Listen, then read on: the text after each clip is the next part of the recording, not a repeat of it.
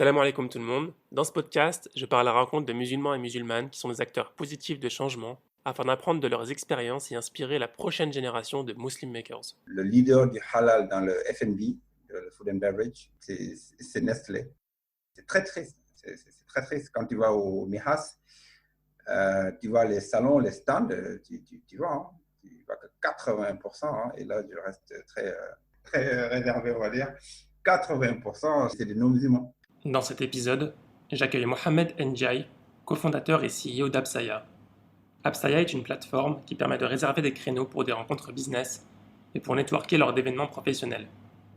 Actuellement basé en Malaisie, Absaya compte parmi ses clients le MIHAS, Malaysia International Halal Showcase, qui est le plus grand salon du halal au monde. Mohamed nous parle de son aventure entrepreneuriale et nous partage son expérience concernant le marché du halal et la place pour le moins surprenante qu'y ont les musulmans. Le halal, c'est juste un business comme un autre. Donc, on ne peut pas dire juste parce qu'on est musulman, on doit maîtriser le halal. Non, non, c'est un business. Donc, si tu ne sais pas faire du business, tu ne sauras pas faire du business dans le halal. Si tu aimes le podcast et que tu veux le rendre plus visible, n'hésite pas à le noter 5 étoiles sur ton application de podcast et à me laisser un commentaire positif. Bonne écoute. Salam alaikum wa rahmatullah, Mamadou. Wa alaykoum salam wa rahmatullah wa barakatuh. Comment vas-tu?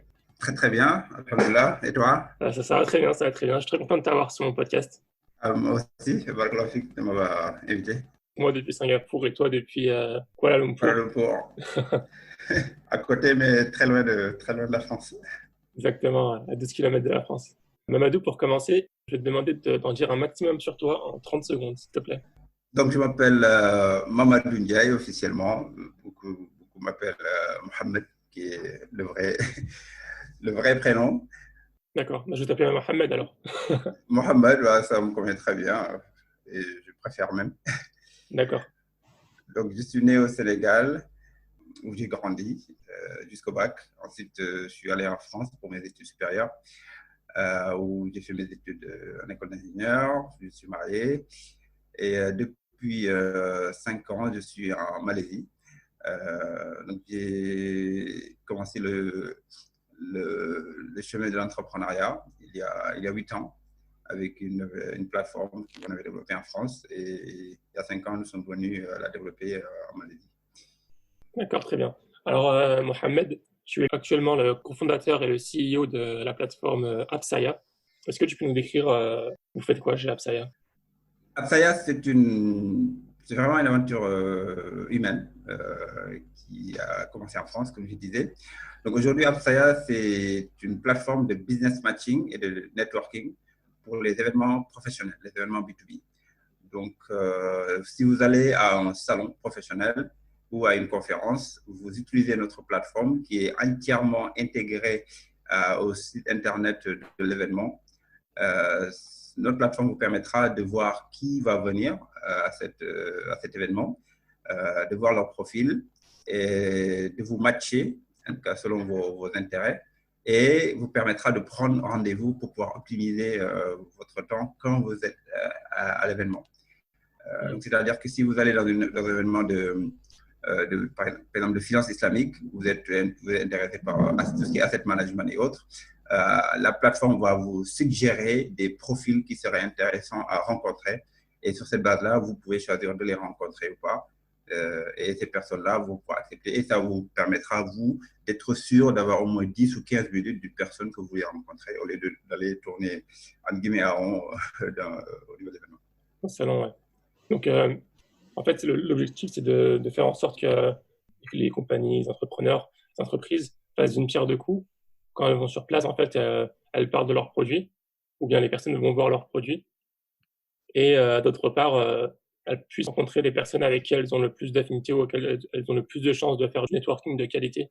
Absolument. Clairement, l'objectif, c'est de permettre aux vendeurs, donc les exposants qui ont payé leur stand dans ces événements-là, de pouvoir accélérer la vente. Donc, quand je vends des produits, les discussions avec la personne qui serait intéressée, si en amont, on a fait une certaine qualification, les discussions qu'on va avoir pendant 30 minutes vont être beaucoup plus intéressantes que si je viens juste de rencontrer cette personne-là qui ne sait même pas quel produit je propose, qui n'a pas assez d'informations. Donc, notre plateforme permet d'avoir ces informations en amont pour que la rencontre physique soit de qualité. Et l'objectif, clairement, c'est pour accélérer la vente. Et c'est possible de le faire même quand les personnes n'ont pas de stand? Donc ça, c'est vraiment pour quand je parle de stand, je parle des exhibitions, des salons professionnels. Oui. Ensuite, il y a les conférences. Donc maintenant, beaucoup de salons professionnels intègrent des conférences. Donc ça marche de la même manière. Pour les conférences qui sont intégrées dans des salons professionnels ou qui sont en stand-alone, on match des profils. Par exemple, pour tout ce qui est salon, c'est le visiteur, l'acheteur qui va faire la démarche de rencontrer l'exposant. Pour tout ce qui est conférence, c'est bidirectionnel. C'est-à-dire que l'un et l'autre peuvent chercher l'autre pour le trouver et peut se matcher. Donc, pour les conférences, voilà, il n'y a pas besoin de stand. C'est vraiment participant, speaker. On peut rencontrer des speakers, on peut rencontrer soit des sponsors, on peut rencontrer d'autres participants. Ce n'est pas forcément dans le but de faire du business. Voilà, exactement. Quand je parle de business, c'est vraiment pour les salons professionnels. Mais pour les conférences, c'est échange de connaissances, networking. Donc, c'est deux types d'événements. Hein. C'est deux types d'événements. Maintenant, beaucoup par exemple, quand vous allez au MIHAS, il y a des conférences qui se déroulent en même temps que le MIHAS. Mais par exemple, quand vous prenez Donc, le MIHAS pour définir nos auditeurs. Ah oui, c'est vrai, absolument. MIHAS, c'est Malaysia International Halal Showcase. C'est le plus grand salon du halal au monde. L'année dernière, MIHAS a rassemblé autour de 30 000 personnes venant de à peu près 80 pays. Donc, dans ce salon, ce grand rendez-vous du halal, non seulement il y a le salon professionnel, l'exhibition où les exhibiteurs ont des stands, mais il y a des conférences qui se déroulent sur la finance islamique, sur le fashion et autres. Donc, pour ces conférences-là, clairement, c'est du networking de qualité qui permet aux personnes de demander rendez-vous à une autre personne qu'elle serait intéressée à rencontrer. Et la personne va dire, OK, Abdelrahman qui souhaite me rencontrer. Qui c'est qui Abdelrahman? Il vient d'où? Il vient de la France, tout ça. Et là, c'est OK, bon, ici, là, on se rencontre. Et là, la personne va avoir dans son agenda que tel jour, je vais rencontrer 5 ou 6 personnes de telle heure à telle heure. Ça va durer 15 minutes ou 30 minutes. Ça, c'est clairement beaucoup plus optimisé. D'accord. En fait, ça fait gagner du temps à tout le monde. Et voilà, c'est efficace. C'est efficace et pratique. On suivre l'intérêt. En quelques chiffres, c'est quoi Absaya? Donc, Absaya, comme je disais, nous avons démarré l'aventure en France. Quand nous avons commencé, nous faisons la prise de rendez-vous pour tout ce qui est professionnel qui travaille sur rendez-vous, les médecins, les dentistes, les coiffeurs. Il y a 3 ans, nous avons pivoté pour nous focaliser sur les événements professionnels. L'année dernière était une excellente année pour nous parce que l'année d'avant, c'était notre première année avec ce nouveau produit-là. On avait fait 3 événements. Et l'année dernière, on a fait 18 événements. Et notre chiffre d'affaires, on l'a augmenté de plus de 700%. Et c'est une petite équipe. Hein. Nous sommes 4 salariés. Mais nous faisons, en tout cas, tous les événements professionnels qui traitent du halal dans le monde, s'ils utilisent des plateformes de business matching et de networking, la plupart sont avec Absaya. Donc, le halal, c'est un grand marché, mais ça démarre. Donc, nous avons ce petit leadership-là dans le domaine du halal, puisque notre premier client, c'est le plus grand salon du halal au monde. Et nous avons fait un salon au Canada. Halal Expo London, c'est notre client. Nous avons du client au Sénégal. Et le gros de notre client est effectivement basé en Malaisie. D'accord. Du coup, vous êtes focalisé principalement, donc vos clients sont sur le marché du halal dans le monde. Aujourd'hui, en termes de niche, nous avons choisi de faire un focus sur le marché du halal. Comme stratégie, c'est une vraie stratégie pour avoir un leadership sur ce marché-là. Il est assez petit, je pense, pour qu'on ait un leadership dessus. Notre équipe est adaptée pour attaquer ce marché-là. Une certaine facilité relative pour nous d'avoir des clients. En tout cas, la structure de notre équipe est adaptée. Et il est assez grand pour nous permettre aussi d'y vivre. Donc, la plupart de nos événements depuis ces 2-3 dernières années sont dans le domaine du halal, qui permet à notre équipe de se renforcer. Voilà, le premier événement, il y avait une personne dans l'équipe. Donc là, il y a 4 salariés plus les 4 cofondateurs, parmi lesquels il y en a 2 qui travaillent à temps partiel. Donc, c'est une vraie stratégie pour nous de se focuser sur le marché du halal, d'avoir ce leadership, ce qui nous a poussé même à développer d'autres plateformes autour du halal. Par exemple, durant la crise du Covid, le lockdown, nos équipes ont développé une plateforme qui s'appelle halal.events, qui répertorie tous les événements halal du monde. Ça permet, l'objectif, c'est vraiment de creuser notre leadership sur la connaissance du terrain. Toi qui es dans les analytics, tu comprends bien. L'idée, c'est d'avoir le maximum d'informations de qualité sur tout ce qui est événement dans le domaine du halal. Ça nous permettra de mieux servir nos clients qui sont dans ce domaine-là. Par exemple, si toi, tu organises un événement du halal, tu serais intéressé d'avoir les bons speakers, d'avoir les bons exposants, d'avoir les bons participants pour les targeter, pour les inviter à venir. Donc, cette plateforme-là nous permet de rassembler ces informations. D'accord. Moi, je suis sur le site La Halal Events, c'est assez efficace. On peut rentrer les catégories, la date, qu'est-ce qu'on cherche, on peut s'inscrire, on peut rajouter un événement. C'est assez pratique. Exact. D'accord, très bien. Je crois qu'on entendait des bruits de perceuse derrière moi il y a quelques temps. Oui. Ouais, c'est ça. Non, c'était pas très gênant. Je suis vraiment désolé. Je suis à la maison. C'est pas grave, je pense que c'est pas très gênant. Alors, maintenant, ce qui m'intéresse, c'est de savoir. Donc, toi, tu as grandi au Sénégal ou en France, tu m'as dit, je me souviens plus. J'ai grandi au Sénégal. Oui. J'ai quitté le Sénégal à 20 ans, 21 ans. Ouais, voilà. Pour aller en France, oui. Ce qui m'intéresse, c'est de savoir quelle était l'ambition de Mohamed à 10-15 ans et qui t'étais. Bonne question. En tout cas, il y a quelque chose que j'ai, je pense, fait depuis assez longtemps. qu'Allah Ta'ala m'a facilité de par la composition de ma famille.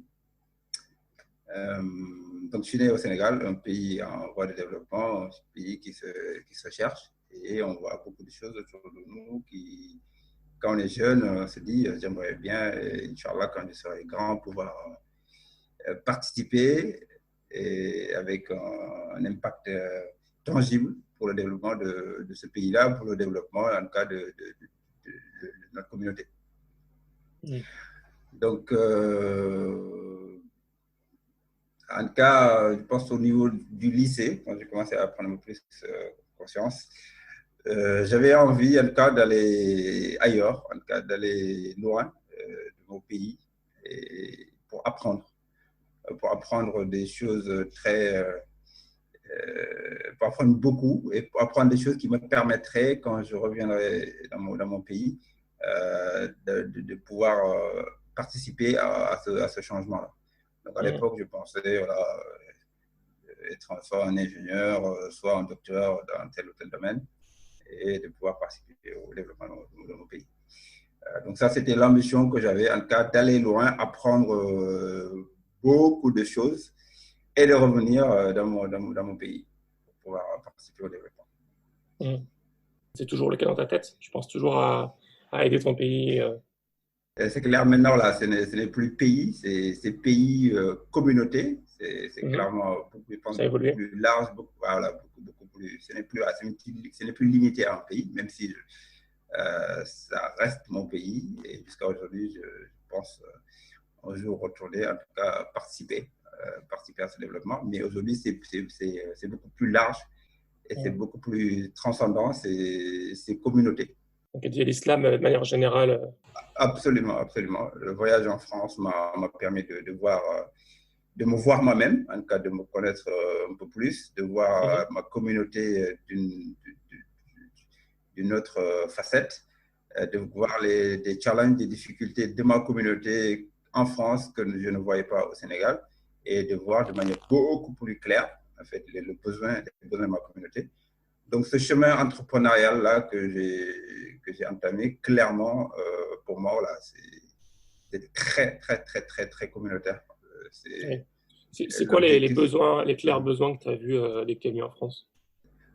Le besoin fondamental pour moi, c'est l'implication, en fait, la maturité de cette communauté-là pour comprendre les enjeux du monde et pour comprendre comment, entre guillemets, ne pas se faire dominer ou comment garder sa liberté.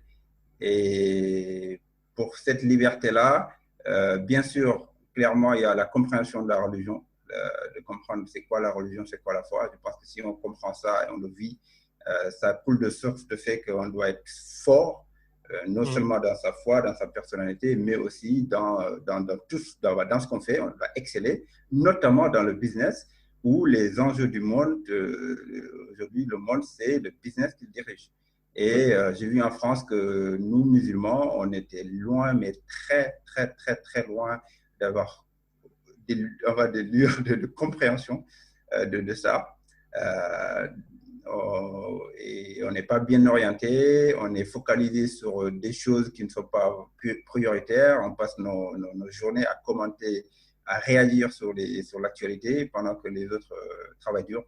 Et ces gens qui travaillent dur, qui nous jettent des petits os et on se bat dessus tous les 6 mois. Et pendant ce temps-là, ils avancent, ils continuent, entre guillemets, nous continue entre guillemets, à être dominé et à rester en arrière, en tout cas, très, très en arrière des vrais enjeux et des vraies décisions qui se prennent où nous sommes absents. Et moi, pour moi, ça clairement, au-delà de la foi, clairement la foi, l'application de la sunna du prophète sallallahu alayhi wa sallam, l'essai de l'application du prophète sallallahu alayhi wa sallam, ça permet d'ouvrir les yeux que clairement, il faut exceller dans le domaine du savoir. Le savoir, ce n'est pas juste apprendre des formules mathématiques ou pouvoir réciter des leçons d'histoire. Le savoir, c'est aussi savoir comment créer et comment développer un business de manière durable, sustainable. Et ça, c'est un savoir.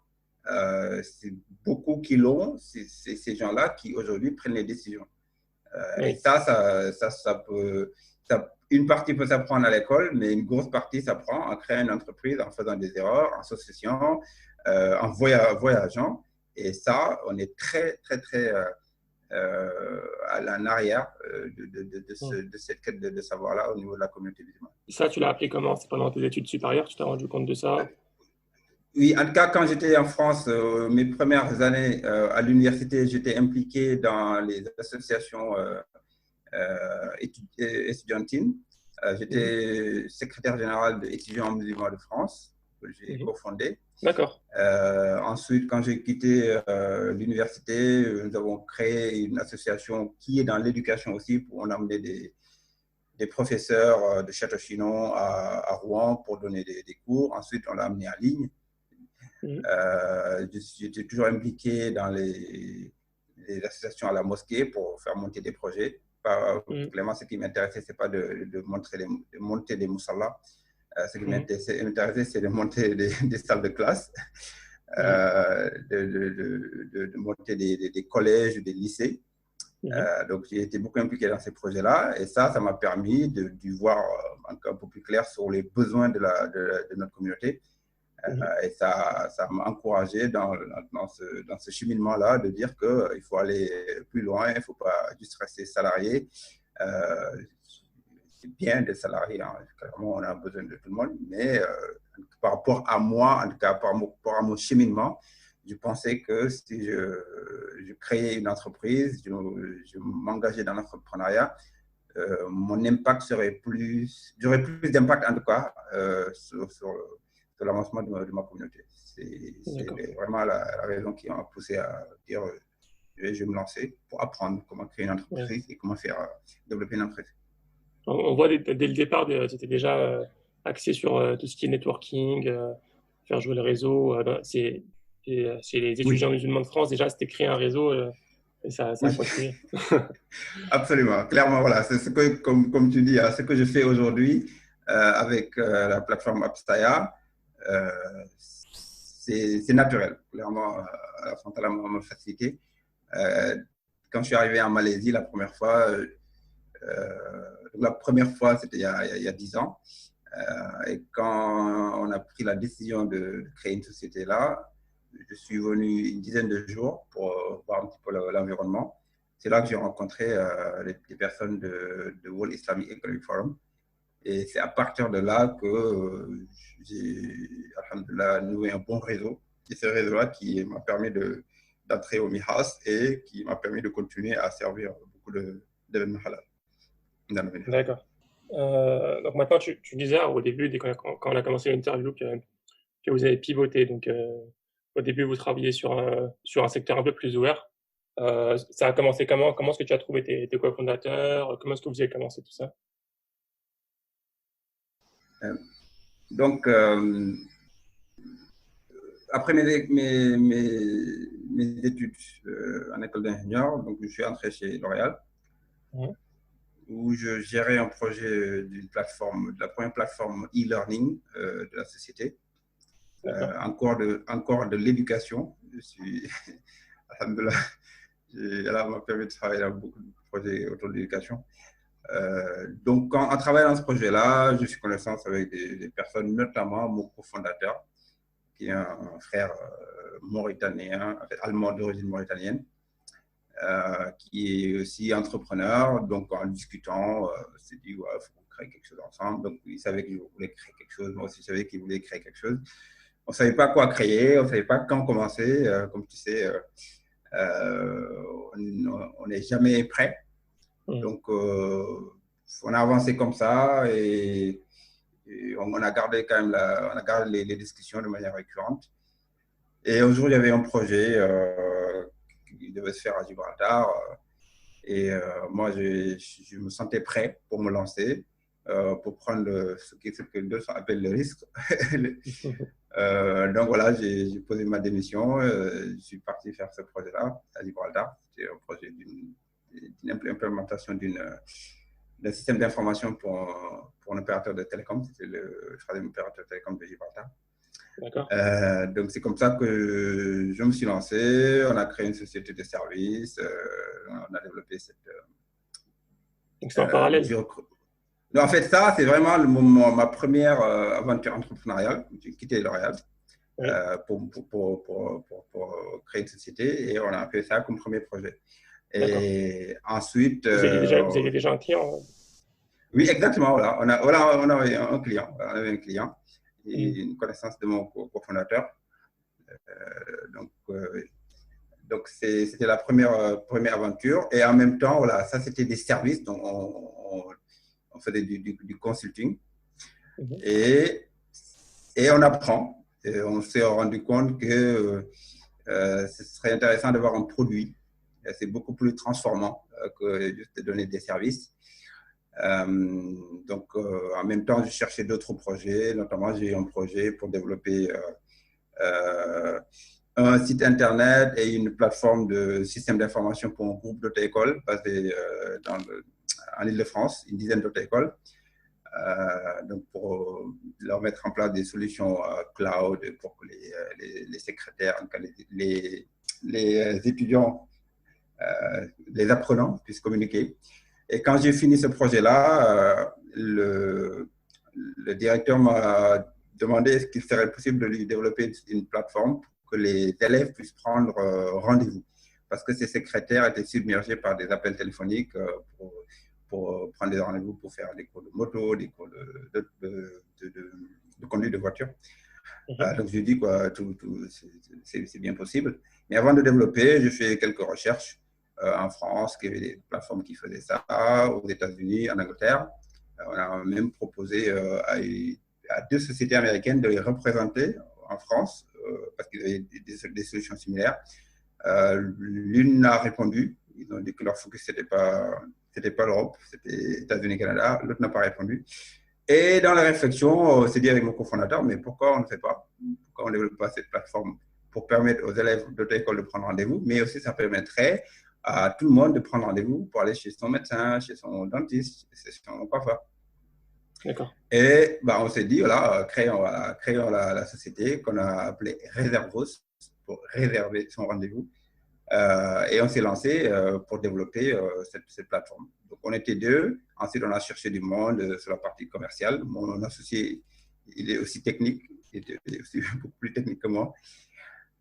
Donc, on a cherché une personne pour la partie commerciale, pour la partie marketing. On a travaillé avec des personnes en offshore pour nous aider aussi dans le développement de cette plateforme. D'accord. Et donc, c'est comme ça qu'on a créé Réservos. On a fait une première petite levée, deuxième petite levée.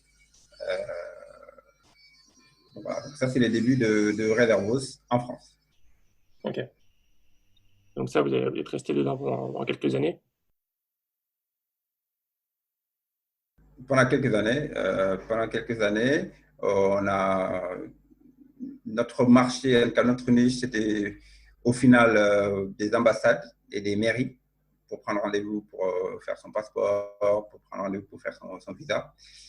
Une des erreurs, en tout cas, que j'ai faites moi-même, c'est dans l'apprentissage, hein. C'était des erreurs. On était trop large. On voulait faire le Google des rendez-vous. L'idée est bonne, je pense que c'est une bonne idée, mais entre l'idée et la mise en œuvre, il y a 2 mondes. Donc, on était trop large, on a eu quelques clients, mais ça ne nous a pas permis de décoller. Et dès la création quand même de cette société-là, même dès que j'ai quitté L'Oréal, mon esprit était beaucoup en Asie, en Malaisie, que j'avais découvert quelques années auparavant. J'avais envie, avec ma famille, de venir vivre ici, d'avoir une aventure humaine et professionnelle ici. Et cette aventure humaine-là, pour moi, je la voyais jusque-là comme un complément de mes expériences en Europe. Donc, en plus de mes expériences européennes, avoir une expérience asiatique, je pense que ça aiderait aussi dans ce que j'avais en tête quand j'étais plus jeune, d'apprendre des choses transformantes qui permettraient de retourner aider mon pays de manière qui impacte. Oui. Donc, quand on a créé Réservos, la plateforme était en anglais même avant d'être en français. Et j'avais des relations ici que je nourrissais pour me préparer à venir attaquer ce marché asiatique qui est quand même un grand marché. On parle de 800, 900 millions de personnes. Un marché qui a la plus forte croissance économique au monde depuis ces dernières années. Qui se développe au moment où l'Europe stagnait. Donc, il y avait de bonnes raisons de vouloir venir attaquer ce marché-là, aussi au-delà des projets professionnels, des projets personnels. Donc, en 2015, nous avons choisi de venir explorer le marché asiatique en commençant par la Malaisie, où on avait un petit réseau. Donc, j'ai cofondé la société Absaya avec des personnes que je connaissais ici auparavant. Et les personnes attendaient depuis des années l'idée qu'on va le créer. Donc en 2015, je suis venu ici, on a discuté et puis on a cofondé cette société-là qui est une succursale de notre société française. Donc Absaya est détenue par la société en cas Réservos, en cas par les personnes qui ont investi dans Réservos. Donc quand on est venu ici, on a réduit un peu le marché pour nous focaliser sur certains secteurs, pour ne pas faire l'erreur qu'on avait faite en France. Mais nous sommes quand même arrivés un peu trop tôt sur ce marché, parce qu'en Malaisie, les gens ne prennent pas forcément rendez-vous sur Internet. Ils font ce qu'on appelle walk-in. Ils vont là-bas, ils attendent. Oui. Donc, on a eu quelques petits clients, mais le développement a été très lent jusqu'à ce que, avec les rencontres, le réseau, une personne qui avait vu ce qu'on faisait, et cette personne-là allait rejoindre Mihas, m'avait dit, toi, ta plateforme de prise de rendez-vous, là, ça pourrait être utile dans notre salon. Mm. Ce serait bien qu'on se voit, que tu me montres un peu plus en détail. Donc, on s'est vu, je l'ai montré. Quelques mois après, la personne m'a recontacté. On avait oublié, hein, j'étais en France. Euh, c'est encore plus ironique que ça, subhanallah. J'étais en France et un matin, je me suis rendu compte que j'ai vu sur des réseaux sociaux que son mari avait partagé quelques photos d'eux. Il était en France, je ne savais pas. C'est malaisien. Hein. Oui. Donc, j'ai le contacté sur WhatsApp et j'ai dit, subhanallah, vous êtes là, moi je suis là, on se voit, on se voit. Donc, on s'est vu le soir à 22h à Paris, on a discuté et puis son épouse me disait ah ouais, tu sais, Mohamed, le projet là est toujours en cours. Hein. Dès que je rentre en Malaisie, il faudra que tu mettes en relation avec ton équipe marketing pour qu'on avance. Je dis ouais, ouais, ouais, Inch'Allah. Donc, elle est revenue en Malaisie, j'étais encore en France. On a oublié, enfin, on a oublié, ça n'a pas avancé comme ça. Jusqu'à ce que je rentre en Malaisie, on sort à 23h, elle m'envoie un message sur LinkedIn me disant ah, je vais dans ce salon-là. Voici le login et le mot de passe. C'est une plateforme comme ça, mais on n'aime pas trop ce que tu m'avais montré, c'est beaucoup mieux. Est-ce que tu peux venir la semaine prochaine montrer ça à mon CEO? J'ai dit, mais pas de souci, je viendrai, Inch'Allah. Donc, je suis allé, j'ai préparé, donc j'ai fait la démo et c'est comme ça. Ils ont signé Premier, 4 ans. premier gros client. Ils ont, 4 ans. ils ont signé 4 années avec nous. Chaque année, ils demandaient de nouvelles fonctionnalités qu'on développait. Donc, c'est vraiment des early adopters qui innovent en fait, qui sont prêts à financer l'innovation. Donc, ça nous a permis de nous développer, de financer le développement de cette plateforme. D'accord. Donc ça a été votre plus gros client ces 4 dernières années. C'est notre plus gros client. C'est ce qui vous a un peu forcé, orienté un peu sur la niche à choisir. Absolument. Et comme on servait Mihas, ce salon du halal, tous les organisateurs de salon du halal, en tout cas la plupart, viennent à ce salon-là. Oui. Et quand ils viennent, ils utilisent notre plateforme et En fait, ils cherchent. l'avantage, c'est que c'est un coût de pub énorme pour vous parce que c'est que des professionnels. Énorme. Alhamdulillah, c'est énorme. Par exemple, pour le Londres, la veille du Mihas de l'année dernière, ils ont invité les partenaires, les sponsors à un dîner. Donc, je suis allé à ce dîner-là. Je m'assois et en face de moi, j'ai une personne que je ne connaissais pas du tout. Donc, je me présente, salam alaikum, Mohamed, j'ai ma carte. Il a pris ma carte et m'a dit, oh, je te cherchais toi. On va travailler ensemble. On va travailler ensemble. Il m'a serré la main et ce là on a travaillé ensemble. Ils ont signé. Donc, alhamdulillah. Et du coup, bon, j'ai quelques petites questions. Déjà par rapport au Covid, donc la crise sanitaire, si ça a un nouveau impact sur les événements, du coup, j'imagine que ça calme un petit peu votre expansion. Oui, il y a eu un impact. Il y a eu un impact quand même, puisque nous travaillons avec les événements professionnels. Donc, il n'y a plus d'événements, il n'y a plus de business, en tout cas dans ce secteur-là pour nous. Donc, l'année dernière, comme je disais, alhamdulillah, c'était une forte expansion. Et cette année, l'année est toujours en cours.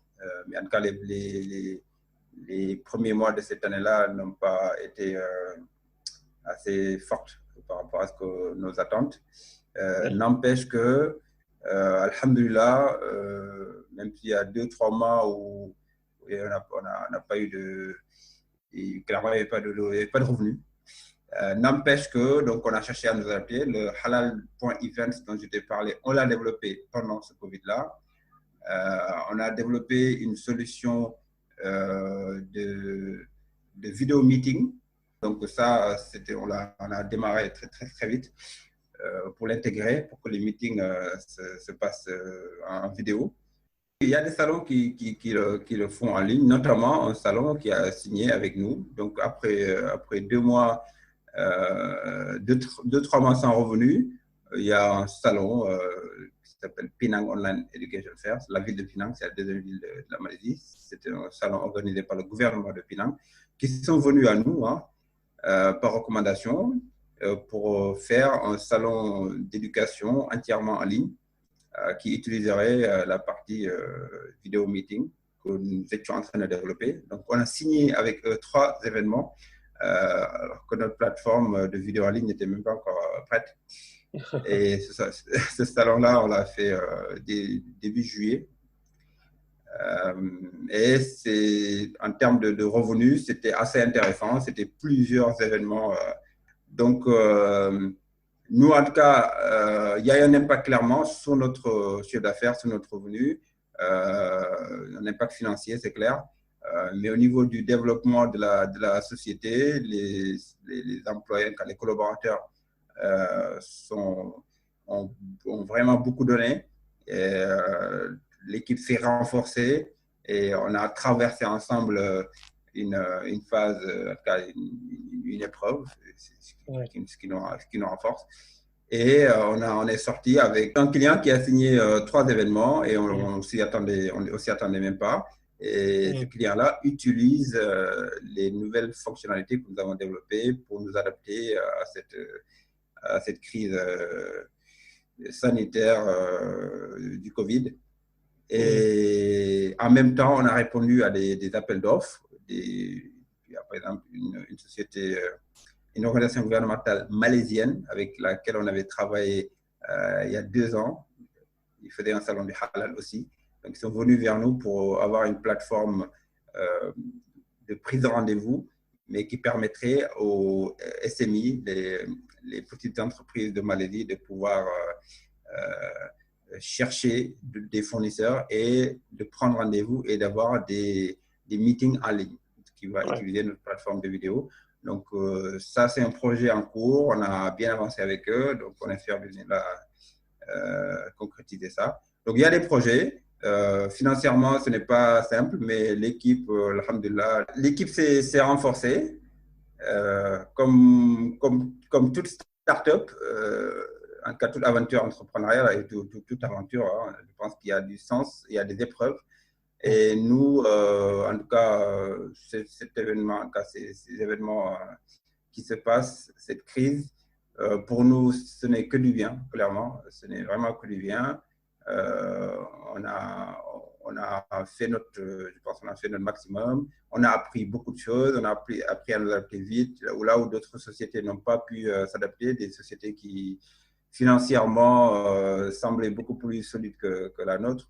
Alhamdulillah, nous, c'est du positif pour nous. Alhamdulillah, que les événements aillent en ligne, on a, je pense, la capacité de nous adapter et les événements vont certainement aller faire du hybride, une partie en ligne et une partie on-site. Ça vous a forcé un peu à faire développer le produit plutôt que... Mais je pense qu'à terme, dans quelques années, ça aurait été quelque chose où vous aurez tendu naturellement, je pense.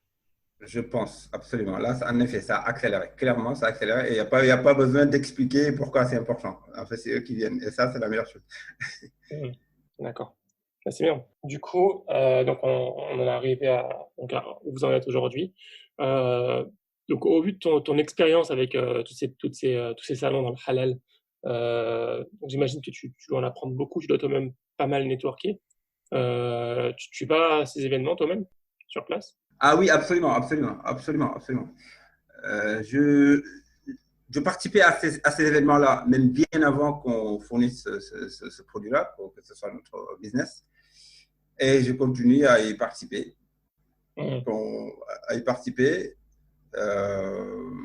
Que voilà, au-delà du business, hein, donc, on cherche à développer quelque chose pour notre communauté. Les relations, le fait de travailler ensemble, de savoir les besoins de la communauté, de savoir qui fait quoi, de savoir, en tout cas, de chercher à être utile dans les projets. Donc ça, c'est quelque chose qui était en moi bien avant l'entrepreneuriat. Donc ça continue. Et alhamdulillah, il y a vraiment toujours de très, très bonnes surprises. On voit des gens vraiment magnifiques, des gens voilà, qui nous permettent, qui nous inspirent, qui nous permettent de pousser plus loin, qui nous permettent d'avancer. Et on a de l'aide, il y a de l'aide, vraiment, comme des frères, voilà, tu vois, la première fois, vous discutez et rapidement, voilà, tu en sors non seulement grandi de par leur expérience, mais eux aussi qui t'ouvrent la porte si tu as besoin d'aide. Et ça, c'est quelque chose qui fonctionne bien. Par rapport à ton expérience avec le marché du halal, j'ai déjà eu un podcast avec notamment Ibn Arabi El-Ghoni que je recommande. On parle un peu du marché du halal et on parlait justement que le hub principal, le principal endroit où le halal se développe, c'est vraiment l'Asie du Sud-Est, le numéro un, en termes de halal, de finances islamiques aussi. Est-ce que tu confirmes ça? Absolument, c'est clair. C'est clair. Je pense que on peut même être plus précis. Le hub, Malaisie. c'est la Malaisie. Mhm. Et à côté de la Malaisie, il y a le pays musulman le plus peuplé, le pays musulman le plus peuplé au monde, l'Indonésie. Donc la Malaisie a ce leadership là, dans le halal. Mhm. Donc on voit beaucoup de monde qui s'intéresse à ce domaine du halal là. On les rencontre en Malaisie dans les différents événements, que ce soit des musulmans ou des non-musulmans. Par exemple, le leader du halal dans le F&B, le food and beverage, voilà, c'est Nestlé. Oui. Désolé de mettre bref, en tout cas, le leadership dans le domaine du halal, F&B, dans beaucoup d'autres domaines, ce n'est pas forcément des musulmans qui gèrent. Oui. Et ils connaissent du halal, en tout cas du business du halal, des choses que les musulmans ne savent même pas. Donc on peut apprendre d'eux, clairement, et c'est des sources de collaboration. C'est quand même triste. Hein. Donc, je ne le fais pas dire, hein, parce que c'est très triste. C'est très triste quand tu vas au Mihas, tu vois les salons, les stands, tu vois. Hein, tu vois que 80%, hein, et là je reste très réservé, on va dire, 80% c'est des non-musulmans qui gèrent, et puis après ils peuvent te recruter des musulmans, ils te mettent en face, qui discutent. Oui. Et ça, en fait, c'est pas surprenant. Là, on va dire c'est en guillemets désolant, mais c'est pas surprenant.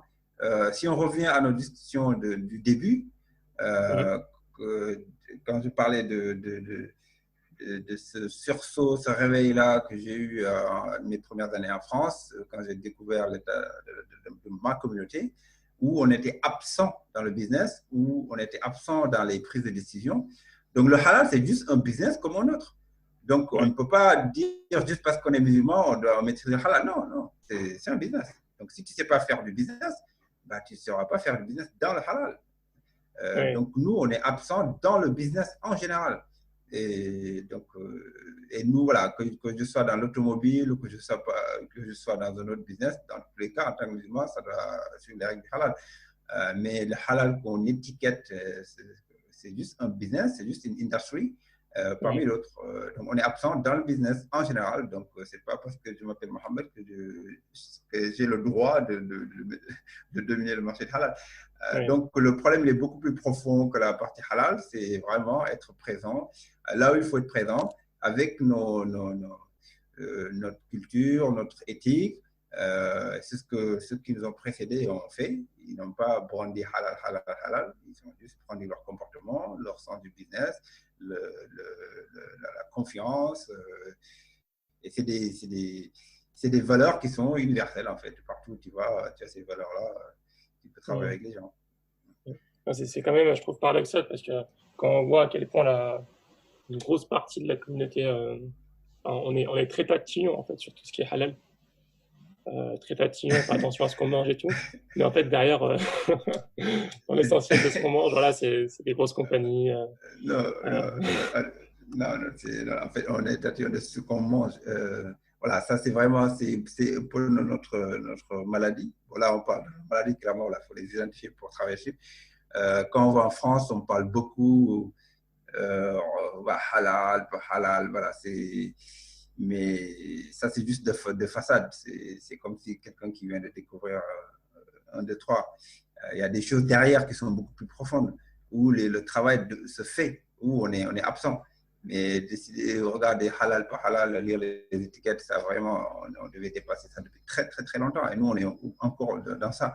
Pendant qu'on regarde qu'est-ce qui est marqué halal, pendant ça, Nestlé ou d'autres entreprises chinoises sont en train de parler de stratégie sur 10, 20 ans. Comment attaquer tel ou tel marché, comment prendre ce marché-là de 2 ou 3 trillions de milliards. Et nous, on cherche à consommer. Donc, on consomme. Pour consommer, on est très bon, mais pour produire, on est absent. Ouais. Et Et tu ça, penses que ça vient faut d'où que ça ça? change. Ça vient d'où? C'est une question complexe. Ouais. Voilà, j'ai mes idées là-dessus, j'ai mes idées, je peux me tromper. Il y a beaucoup de facteurs, je pense. Il y a des facteurs historiques. Euh, c'est les départs. Hein. Par exemple, un pays en voie de développement, peut-être qu'on peut aller beaucoup plus loin, hein, mais il y a des moments dans le passé, la communauté musulmane était forte. Maintenant, quand on va dans le passé un peu moins lointain, des pays comme le Sénégal, des pays en voie de développement qui ont leur système d'éducation qui est, en guillemets, pas aussi en avance par rapport aux pays occidentaux. Donc, ils partent avec certains désavantages. Donc, il y a des choses que les pays développés ont compris dans le système qui régit le monde aujourd'hui, que ces pays en voie de développement n'ont pas compris ou ont besoin de temps pour comprendre ça. Et n'ont pas la capacité financière, n'ont pas les capacités intellectuelles pour pouvoir, n'ont pas le réseau, n'ont pas monté le réseau nécessaire pour pouvoir exécuter des choses que d'autres pays exécutent. Donc, il y a de l'éducation clairement, où certains pays ont cette avance-là, qui peut être un des facteurs sur le fait qu'on est en retard dans certaines réflexions, on est en retard dans certaines choses, notamment dans le business. Mais je pense en tout cas pour moi, le plus important, c'est ça retourne toujours à la connaissance, mais vraiment à la connaissance des enseignements de notre religion, parce que tout est là. C'est vraiment la vérité. C'est une religion qui nous pousse à aller apprendre. C'est la base. Donc, toute la domination d'autres organisations, ils ont dominé avec le savoir. Je lisais un livre très, très intéressant sur le capital au XXe siècle, Thomas Piketty, qui expliquait l'histoire du capital dans le monde, quoi, notamment aux États-Unis, en France, en Angleterre. Il a même parlé de ceux qui partaient de l'esclavage, comment ils ont eu des terres, les terres, ils ont passé la révolution industrielle, ainsi de suite. Le capital aide à développer. Ceux qui n'ont pas le capital, en guillemets, ceux qui avaient le capital deviennent de plus en plus riches. Ceux qui n'avaient pas le capital, en général, n'accèdent pas à cette richesse-là. C'est l'héritage, en fait. C'est l'héritage qu'on laisse à chaque fois. Voilà, il y a l'héritage, on le fait fructifier, et ça, c'est un savoir. Quelqu'un qui a des millions à gérer, il acquiert des savoirs que quelqu'un qui n'a pas de millions à gérer. Il acquiert un réseau que quelqu'un qui a un million à gérer. N'empêche que cette domination-là, il explique que la clé, c'est le savoir. Donc, ceux qui ont accédé au savoir ont pu savoir comment gérer, comment réseauter, comment faire fructifier, comment. Au bout du bout, c'est le savoir. Et ce savoir-là, pour quelqu'un qui cherche à se transformer, le savoir-là, aujourd'hui, on n'a pas besoin d'acheter un iPhone, je ne sais pas, à $600. Non, c'est juste le fait de vouloir, de savoir que c'est important, et on va aller chercher le savoir. Donc aujourd'hui, notre communauté, je pense un des facteurs qui fait qu'on a ce retard-là, c'est qu'on n'a pas donné la juste valeur au savoir, ou bien on est focusé dans du savoir qui ne sert à rien en fait, ou bien on est mal orienté, on n'est pas dans cette recherche de savoir-là que le prophète sallallahu alayhi wa sallam nous a conjoint de chercher. Donc, c'est le savoir. Aujourd'hui, c'est une communauté qui ne lit pas. Moi, j'ai grandi, j'ai appris, mais voilà, je n'avais pas cette culture de la lecture. Il y a quelques années, alhamdoulilah, j'ai commencé à m'y mettre, au-delà du fait qu'on lisait le Coran, les hadiths, tout ça, mais on pensait que là, ça suffisait. Non, en fait, il faut lire, et tout ce qu'on lit, le socle, clairement, c'est le Coran, tout ce qui est écrit de sagesse autour, dans le domaine du business, des finances ou autres, ça permet voilà, de maintenir notre science. On a demandé d'apprendre. Donc, c'est une communauté qui n'est pas axée, en tout cas de ce que je vois, ce que j'ai vu en France, ce que j'ai vu au Sénégal, que j'ai vu en Malaisie, on n'apprend pas. On n'apprend pas, ou bien on est mal orienté, on ne lit pas, on ne fait que répéter, on ne fait que consommer, on ne fait que réagir. On ne travaille pas en profondeur. Et quand tu vas dans les maisons musulmanes, tu vois que des écrans ou l'Internet. On ne voit pas de livres, on ne voit pas quelqu'un ouvrir un livre. Voilà. D'accord. La clé numéro 1, que ce soit l'éducation du business, du monde qui nous entoure, associée à ce filtre un peu de l'islam, pour mettre un peu de savoir ce qui est bon pour nous et ce qui n'est pas bon pour nous. Et du coup, ce marché du halal, il représente quoi dans le monde actuellement? Comment est-ce qu'il est partitionné, ce marché du halal? Oui, donc le marché du halal, donc, qui dit c'est un marché de 2 trillions, 3 trillions, pour moi, clairement, c'est pas le chiffre qui est important. C'est qu'il est énorme. Et la tendance, c'est une tendance à la hausse, où les musulmans consommateurs consomment de plus en plus de halal, se rendent compte, sont beaucoup plus conscients du halal. Et des musulmans, il y en a beaucoup dans le monde. Donc ça, je pense que c'est important. Donc il y a une tendance à la hausse et il y a une conscience des musulmans dans la consommation halal qui augmente, que ce soit dans les pays à majorité musulmane ou les pays où les musulmans sont en minorité, notamment les pays occidentaux. Donc la consommation est en hausse. La consommation est en hausse. Maintenant, il y a aussi une distinction entre les pays producteurs et les pays consommateurs. Et les pays qui sont un peu au milieu, en fait. Donc, il y a les pays qui sont, par exemple, quand tu parles il y a le Brésil, par exemple, qui produit beaucoup de halal. Il y a la France qui aide à produire le halal, même en Arabie Saoudite. Donc, il y a beaucoup de pays qui consomment le halal, mais qui n'ont pas la capacité de production. Donc, ils vont nouer des relations avec d'autres pays. Par exemple, la Malaisie consomme beaucoup de viande de halal qui vient d'Australie. Mais c'est quand même c'est quand même des Malaisiens qui sont en Australie, qui font le sacrifice, qui gèrent ça pour que ça ait le label halal Malaisie. C'est le label halal le plus respecté au monde. Mais ils ont mis en place des systèmes qui permettent de vérifier ce label-là, même si la viande elle est produite à l'extérieur du pays. Là, on parle de viande halal. Hein. Là, je parlais de viande halal.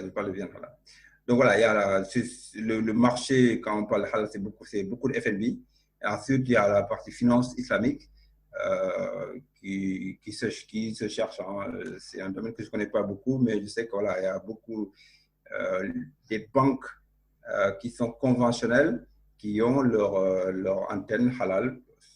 Il y en a beaucoup en Malaisie, c'est très, très, très développé ici. Donc, il y a beaucoup de choses qui se disent. Mais il y a, par exemple, pour une start-up ou une personne qui cherche une maison ou autre, pour trouver un financement halal, il y a encore des choses à avoir, encore des choses à dire. Ça dépend. Mais quand c'est un marché qui se développe, qui se cherche, il y a aussi les nouveaux marchés. Par exemple, le Canada, que j'appelle nouveau marché, mais quand je suis allé là-bas pour le Canada Halal Expo, j'ai vu que les musulmans étaient très, très bien organisés. Mhm. une organisation très loin de l'organisation des musulmans en France. Euh, Très, très, très loin, c'est notre niveau. Euh, mais voilà, C'est-à-dire, c'était quoi qui montrait ça? ah oui, clairement, par exemple, quand tu vas à un endroit, un genre de centre commercial, avec, je sais pas, beaucoup de boutiques, Mhm. soit le business il est halal, soit il est détenu par les musulmans. C'est un endroit à Toronto, pas loin de Toronto. Et D'accord. le salon du halal du Canada, il n'est pas aussi grand que le salon du Mihas, de Malaisie, mais d'une très, très grande qualité. Les gens que j'ai rencontrés là-bas, c'est des gens qui sont très business orientés, très Mhm. orientés business. Et quand tu discutes avec eux, tu vois les valeurs, machallah, musulmanes qui dégagent, qui dégagent qui sont très conscients du business. Les discussions sont très élevées, je pense, au niveau business par rapport Mhm. aux discussions que j'avais en France quand je démarrais. Quand je disais que je voulais créer une start-up, les réponses que j'avais, ah, ça va pas marcher, t'es fou. On me demandait même le fait de savoir que j'étais salarié, je me rappelle, hein, Oui, c'est juste pour expliquer le niveau. Hein. oui. Je me rappelle quand j'ai démissionné de L'Oréal pour créer ma société. À cette époque-là, je traînais beaucoup chez moi. Je Mhm. travaillais de la maison, donc j'allais à la mosquée Zohar, Asr et tout. Et je croisais nos anciens, très gentils, voilà, qui s'inquiétaient en fait le fait que je sois là. Pour lui, je n'avais pas de travail. Voilà, ce qui est normal parce que les jeunes, voilà, les jeunes travaillent en intérim, par-là, ils ne trouvent pas de travail. Et ils s'inquiétaient. Ils me disent, tu travailles, Mohamed, tu travailles? Oui, je dis, oui, je travaille. Il me dit, tu es embauché? Euh, Est-ce que tu es embauché? Mhm.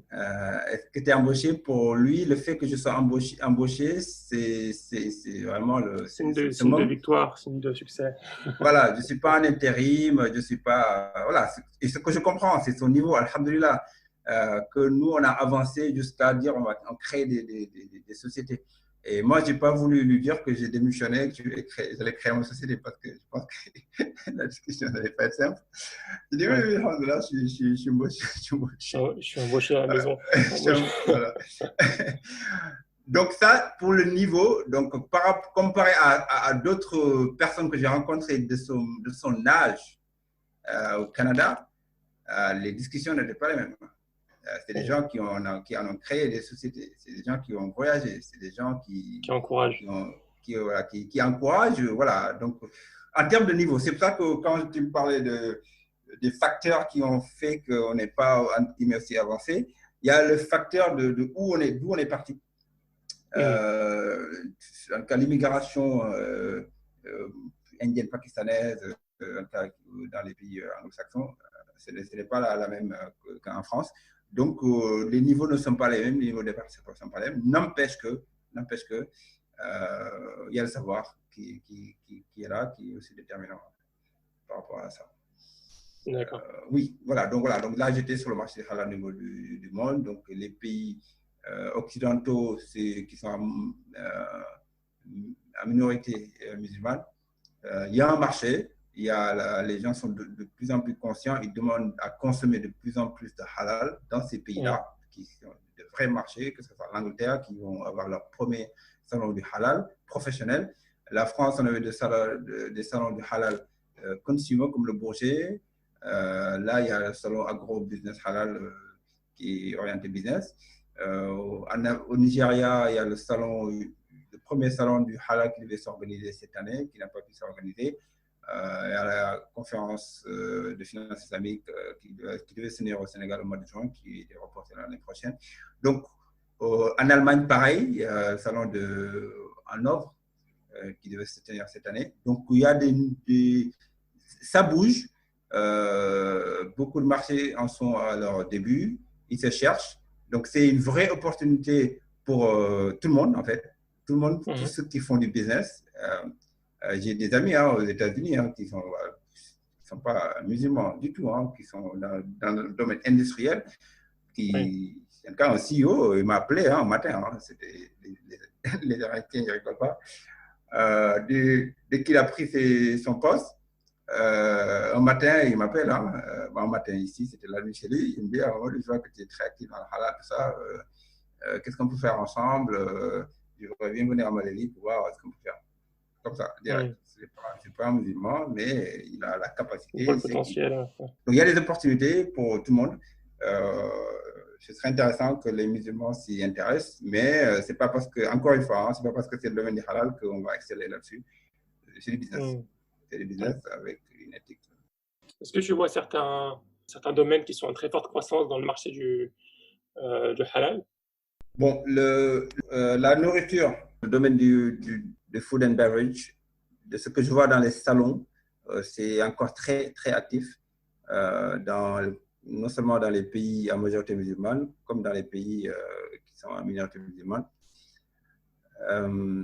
La finance, tout ce qui est financement au niveau personnel, mais aussi au niveau professionnel, notamment les entreprises. Par exemple, nous, ça fait des années, on cherche à avoir des fonds d'investissement, en guillemets, éthiques, qui nous permettraient de développer notre société avec en tout cas, les règles qui sont importantes pour nous. On en parle, mais dans les faits, il n'y a pas grand-chose, clairement. La structure de l'investissement, en cas d'organisation d'investissement pour les sociétés conventionnelles, cette organisation-là, elle est pour moi pratiquement inexistante au niveau du halal. On en est au très, très début. Pour moi, il y a rien. En tout cas, de ce que je vois, ça fait des années que je cherche. Une des raisons qui m'a amené à Malaisie, c'est aussi ça. Mais dans les faits, il n'y a pas grand-chose. On veut le faire, mais il n'y a rien. De ce que je vois aussi, au-delà du food and beverage et de la finance, il y a tout ce qui est tourisme, Oui. le tourisme halal dans les pays, que ce soit dans les pays musulmans et dans les pays non musulmans, parce que les musulmans aussi commencent à voyager beaucoup. Donc ça, c'est de ce que je vois aussi, ça se développe bien dans les salons et aussi en Malaisie, je vois bien des homestays, des hôtels qui ont qui ont ce regard la halal qui s'adresse à des musulmans qui sont intéressés par ce tourisme halal. Oui. Ce à quoi je pense, c'est aussi tout ce qui est fashion et modest fashion. Yes, absolument, absolument. Tu as bien fait de le mentionner.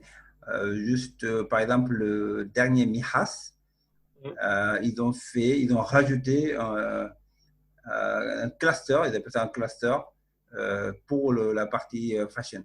Le Mihas d'avant, c'était juste petit et le succès avait dépassé les attentes. Et cette année, ils ont ajouté ça comme nouveau cluster pour tout ce qui est modeste fashion, qui se développe beaucoup aussi. En effet. Écoute, Mohamed, on a fait un peu le tour des questions que je vais te poser. Je vais conseiller un bouquin que tu as lu qui s'appelle, il me semble, Capital au XXIe siècle de Thomas Piketty, c'est ça? Ah oui, oui. Est-ce que tu as d'autres références à recommander qui t'ont toi particulièrement marqué? Ah oui, oui, oui, quelques que je conseillerais de lire beaucoup. Il y en a beaucoup qui m'ont été conseillés. En tout cas, dans le domaine de l'entrepreneuriat, pour tous ceux qui s'intéressent à créer un produit innovant dans un nouveau marché, au-delà de The Lean Startup que beaucoup connaissent, de Eric Ries, Eric R-I-E-S. Et le livre qui m'a le plus marqué dans ce domaine-là, qui s'appelle The Four Steps to the Epiphany, écrit par Steve Blank. Et Steve Blank, en fait, c'était le professeur Eric Ries à Stanford University. Eric Ries. Et le livre dont je parle s'appelle The Four Steps to the Epiphany, écrit par Steve Blank. D'accord. Ce livre-là, vraiment, il parle de Customer Development. C'est un des livres qui m'ont le plus marqué, que j'utilise jour le jour et qui m'a vraiment aidé Ok. à avancer dans mon entrepreneuriat. D'accord. Il y a aussi dans le marketing, le livre de marketing qui m'a le plus marqué, c'est Crossing the Chasm, qui parle de marketing pour des produits innovants. Ce livre-là, Crossing the de chasm. Chasm. Ouais. Chasm. Ok. Ouais. Donc le premier, j'ai trouvé, il est aussi en français, donc les 4 étapes de l'épiphanie. Et le deuxième, en français, c'est Franchir le gouffre, de Philippe Buchini, c'est ça? Ouais, donc Fluidity, c'est la traduction. C'est Oui. l'auteur Traduction, américain. voilà. Ouais. Donc pour ceux qui veulent lire en anglais, on met la référence, et en Ah oui, français c'est aussi. vrai, c'est vrai. Ok. Tu Un vas dire un dernier troisième? livre, Ouais. ouais, un troisième en fait qui je pense très important parce qu'on parle de savoir qui n'est pas forcément orienté entrepreneuriat. Mais quand même, c'est un livre qui s'appelle, en français, ça s'appelle les 2 systèmes de pensée. En anglais, ça Ouais. s'appelle Thinking Fast and Slow. On me l'a conseillé déjà dans un des podcasts. Ouais. Je ne l'ai pas lu encore, je devrais lire celui-là.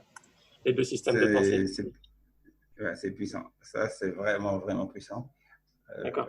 Donc voilà, 3 livres. Les 2, Thinking Fast and Slow. Il faut vraiment que je l'ai dans ma liste, mais je ne l'ai pas encore, je l'ai pas encore lu.